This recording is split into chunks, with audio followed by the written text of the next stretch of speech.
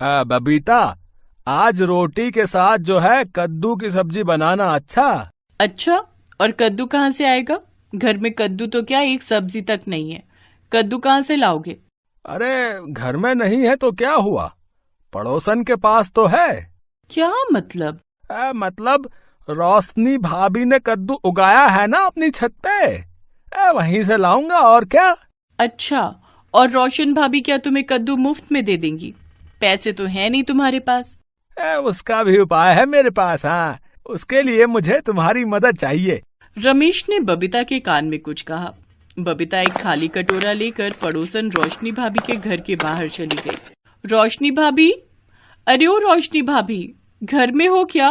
रोशनी भाभी बाहर आई। अरे बबीता बहन, आओ आओ, बताओ क्या चाहिए? आपको कैसे पता कि मुझे कुछ चाहिए?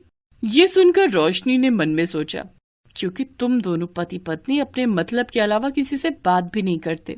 लेकिन रोशनी ने कहा, नहीं नहीं, मेरा वो मतलब नहीं था बबीता। नहीं नहीं भाभी, मुझे सच में ही कुछ चाहिए। मुझे चीनी चाहिए भाभी, घर में चीनी खत्म हो गई है। ठीक है, अंदर तो आओ, चीनी देती हूँ। रोशनी बबीता को लेकर घर के अंदर चली गई और चीनी लेते हुए बबीता ने इधर उधर की बातों में रोशनी को फंसा कर रखा।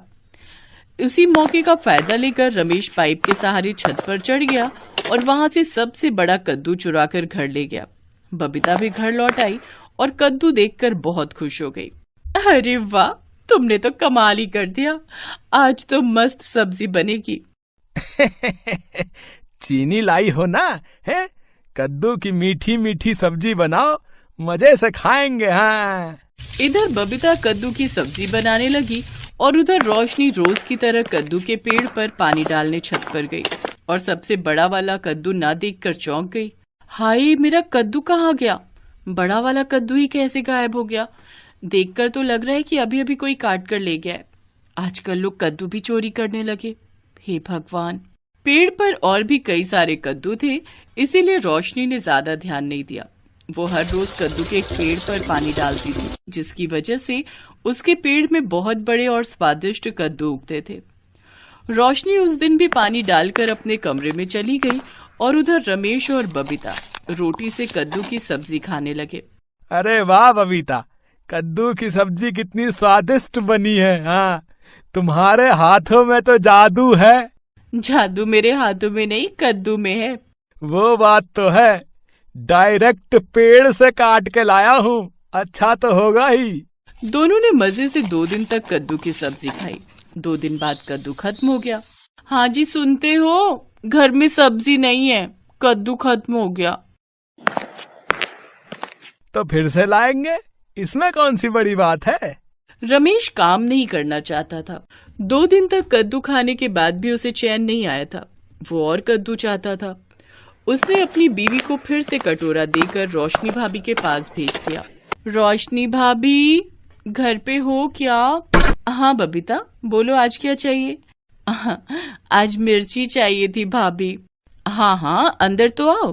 बबीता फिर से रोशनी को इधर उधर की बातों में फंसा कर रखती है और इधर रमेश ने छत से सबसे बड़ा कद्दू गायब कर दिया। बबीता घर लौटकर कद्दू की तीखी सब्जी बनाने लगी और रोशनी छत पर जाकर फिर से चौंक गई। अरे, आज फिर से बड़ा वाला कद्दू गायब है। ये हो क्या रहा है? आज भी रोशनी ने ज्यादा ध्यान नहीं दिया, लेकिन उसके बाद भी 4-5 बार ऐसा हुआ। बबीता कुछ न कुछ मांगने आती और उसी दिन छत से कद्दू गायब हो जाता। एक दिन बबीता नमक मांगने आई और उस दिन भी कद्दू गायब हो गया। तब जाकर रोशनी को शक हुआ, ये बबीता जब जब मुझसे कुछ मांगने आती है तब तब छत से कद्दू गायब कैसे हो जाता है? कुछ तो गड़बड़ है। रोशनी को बबीता और रमेश के स्वभाव के बारे में पता था। वो चुपके से उनके घर के बाहर गई और देखा वहां ताजे कटे हुए कद्दू के छिलके पड़े हैं। अब रोशनी को सब कुछ समझ में आ गया। अच्छा, ये बात है। बबीता कुछ न कुछ मांगने जाती है और मुझे घर के अंदर बातों में उलझा कर रखती है, और तभी रमेश किसी भी तरह छत से कद्दू गायब करता है। ठीक है, मेरा नाम भी रोशनी है, इन्हें तो सबक सिखाना ही पड़ेगा। लेकिन रमेश और बबीता दोनों बहुत तेज थे। दोनों का दिमाग कुछ ज्यादा ही चलता था। उन्हें सबक सिखाना आसान नहीं था। रोशनी ने पूरी रात सोचा और उसे एक आइडिया आया। वो एक नीले रंग की दवाई और एक इंजेक्शन खरीद कर लाई और सारे कद्दुओं में उस नीले रंग की दवाई को इंजेक्शन की मदद से भर दिया। और उसके बाद अगले दिन बबीता को बुलाकर कहा, बबीता, तुम यकीन नहीं करोगी कि मेरे साथ क्या हुआ। क्या हुआ भाभी? मैंने कल कद्दू की सब्जी बनाने के लिए पेड़ से एक कद्दू काटा था और रसोई में कद्दू को काटते ही मुझे उसमें से एक सोने का सिक्का मिला। अरे क्या बात कर रही हो भाभी? हाँ सच, मुझे तो लगता है कि बाकी के कद्दुओं में भी सोने का सिक्का है। ये बात किसी को बताना मत बबीता, तुम्हारे साथ मेरा एक अलग रिश्ता है, इसीलिए तुम्हें बताया। बबीता के मन में लालच भर गया। रोशनी यही तो चाहती थी। बबीता घर जाकर ये बात रमेश को बताती है। रमेश के मन में लड्डू फूटने लगा। अरे हम तो माला माल हो जाएंगे। आज रात को ही सारे कद्दू साफ कर दूंगा। हाँ। रात को रमेश छत पर चढ़कर सारे कद्दू चोरी करके ले आया और पति पत्नी ने मिलकर कद्दुओं को काटना शुरू किया। लेकिन पहला कद्दू काटते ही उसके अंदर से नीले रंग की एक चीज निकली। रमेश और बबीता के हाथ नीले पड़ गए। अरे अरे ये क्या हो रहा है? हैं? खैर इसमें सोने का सिक्का नहीं है। दूसरे कद्दू में देखते हैं। दोनों एक के बाद एक कद्दू काटने लगे, लेकिन किसी भी कद्दू में से सोने का सिक्का नहीं मिला और उनके हाथ नीले रंग के हो गए। तभी अचानक से रोशनी पुलिस के साथ वहां गई। अरे ये क्या है रोशनी भाभी? पुलिस? हाँ बबीता, तुम और तुम्हारा पति दोनों मिलकर मेरे छत से कद्दू चुरा रहे थे। क्या सोचा था, मुझे पता नहीं चलेगा? अरे आपके छत से कद्दू नहीं चुराया हमने। हाँ, प्रमाण कहाँ है? अरे ये सारे कद्दू हम बाजार से खरीद कर लाए हैं। तो फिर हाथ नीले कैसे पड़ गए? मैंने पहले से ही कद्दुओं में नीले रंग की दवाई मिलाकर रखी थी और बबीता को सोने के सिक्के के बारे में बताया था। मुझे पता था कि तुम दोनों लालच के मारे कद्दू चुराओगे। रमेश और बबीता का भांडा फूट गया। पुलिस ने दोनों को कद्दू चोरी के जुर्म में गिरफ्तार कर लिया। उन्हें भले ही सिर्फ 2 महीने की सजा हुई, लेकिन 2 महीने जेल के अंदर रहने के बाद दोनों ने फिर कभी चोरी करने के बारे में सोचा तक नहीं। रोशनी का आइडिया काम आ गया और रोशनी खुशी खुशी छत पर बिना कोई टेंशन के कद्दू उगाने लगी।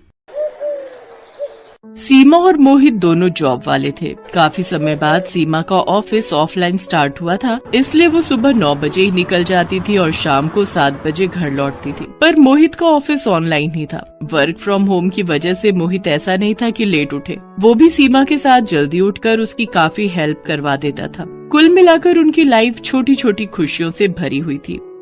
माय स्वीट वाइफ, बेटी तैयार है। अरे आज तो मुझे उठने में बहुत देर हो गई, 7 बज गए। मोहित, तुम मेरा कितना ख्याल रखते हो। मैं बहुत लकी हूँ कि मुझे तुम जैसा हस्बैंड मिला जो मुझे इतना प्यार करता है, मेरा इतना ख्याल रखता है। अरे लकी तो मैं हूँ जो तुम मुझे मिली। तुम भी तो कितनी मेहनत करती हो और तुम भी मेरा बहुत ख्याल रखती हो। चाय तो तुमने बहुत टेस्टी बनाई है। अच्छा, अब मैं जल्दी से किचन में जाकर तुम्हारा और अपना नाश्ता बनाकर पैक कर लेती हूँ। और हाँ, ऐसा मत करना कि ऑफिस मीटिंग में लग जाओ और खाना टाइम पर ना खाओ। हाँ खा लूंगा, टेंशन मत लो। चलो मैं तुम्हारे साथ थोड़ी हेल्प करवाता हूँ। इस तरह सीमा और मोहित की लाइफ मिलजुल कर बीत रही थी। दोनों एक दूसरे के बारे में बहुत सोचते थे और एक दूसरे की बहुत परवाह करते थे। एक दिन सीमा के ऑफिस जाने के बाद मोहित जैसे ही अपने दरवाजा बंद करने लगा तभी, जी नमस्ते, मेरा नाम शालिनी है। मैं अपनी मम्मी के साथ 2 दिन पहले ही यहाँ आपके पड़ोस में रहने आई हूँ। मुझे यहाँ का मार्केट नहीं पता, घर में चीनी खत्म हो गई थी। अगर मुझे थोड़ी सी चीनी मिल जाती तो। ओह क्यों नहीं, प्लीज वेलकम। आप बैठिए, मैं किचन से लेकर आता हूँ। Thank you so much. आप भी यहाँ अकेले रहते हैं क्या? नहीं, मैं और मेरी वाइफ रहते हैं। वो अभी ऑफिस गई है। मेरा वर्क फ्रॉम होम है, इसलिए मैं घर से ही काम करता हूँ। अच्छा, एक बार फिर से बहुत बहुत शुक्रिया। कोई बात नहीं, अगर किसी और चीज की जरूरत हो तो आप मुझे बता दीजिएगा। वैसे मार्केट पीछे कॉलोनी के बाहर निकलते ही है, वहाँ आपको शॉप्स पर सब कुछ मिल जाएगा। ओह थैंक यू, आप जैसे इतने अच्छे पड़ोसी हैं, फिर तो हमें कोई परेशानी ही नहीं होगी। अगले दिन जब सीमा ऑफिस के लिए निकली तो शालिनी ने देखा मोहित घर लॉक करके कहीं जा रहा है। नमस्ते मोहित जी, आप कहीं जा रहे हैं क्या? जी वो मैं पीछे मार्केट से कुछ सामान लेने जा रहा था, सोचा थोड़ी वॉक हो जाएगी। अच्छा मार्केट? वैसे मैं भी मार्केट ही जा रही हूँ, चलिए ना साथ ही चलते हैं। ओके।